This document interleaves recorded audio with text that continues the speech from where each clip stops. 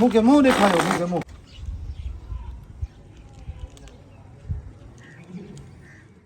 ॾेहाल इरशाद अज़ीज़ जे कफ़न में जेब विधा थो जेब इम्तियाज़ अॻु में कंहिं कफ़न में जेब रखिया आहिनि यार जो असां हिन महरूम जी कफ़न में जेब रखंदासीं हिन एतिरी प्रॉपर्टी ठाही आहे शहर में का ज़मीन न छॾी अथसि को प्लाट न छॾियो अथसि जंहिं ते हिन कब्ज़ो न कयो हुजे मां ॾिसण इहो आयो आहियां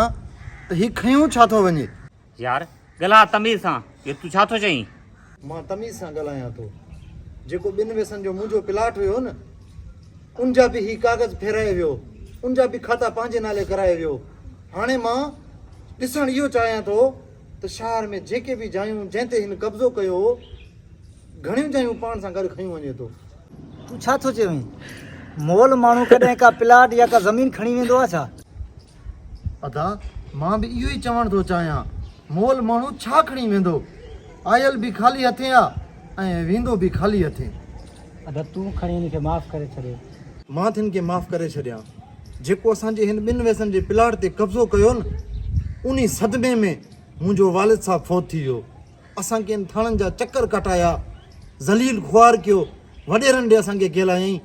पर असांजे प्लाट खे न छॾियईं उन ते कब्ज़ो करे वियो ठीकु आहे मां तिन खे माफ़ु करे छॾियुमि हीउ सिर्फ़ु हले अॻिते क़बर में हिन खे मुंहिंजो वालिद साहब हितूं ॻाल्हींदो हितूं पकड़े हिसाब वठंदसि छा मतिलबु छाजे लाइ किरबान में वठंदो तूं लाश जी बेहरमती करी थो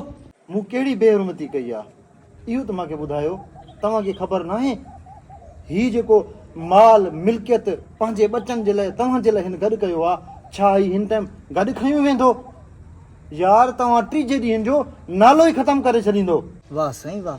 असां 3 ॾींहं ते पंहिंजे मैयत खे विसारे छॾींदासीं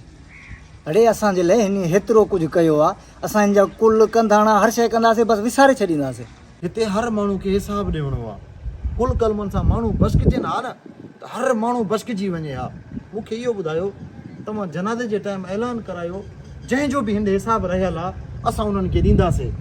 मुंहिंजो 2 वैसनि जो प्लाट हिन रहियल आहे मूंखे 2 वैसनि जो प्लाट जो हिसाबु ॾियो हिते पैसा ॾियो ॾेखार खातो तो वटि आहे खातो तूं ॾेखार खातो तो कंहिंसां ॾियूं था तव्हां अञा बि बदमाशी कयो था कहिड़ी बदमाशी तव्हांखे ख़बर न आहे कब्ज़नि ऐं भताखोरी जे टाइम तव्हां सॼा गॾु हूंदा हुआ हाणे तव्हांखे कंहिं शइ जी ख़बर न आहे तव्हां अगरि हिन जी आख़िरत सुधारणु चाहियो था न त जंहिं बि प्लाटनि ते जंहिं बि जॻह ते हिन कब्ज़ो कयो ऐं तव्हां कब्ज़ा कया नी उन्हनि ॾे हथु जोड़ियो वञी उन्हनि खां माफ़ी घुरो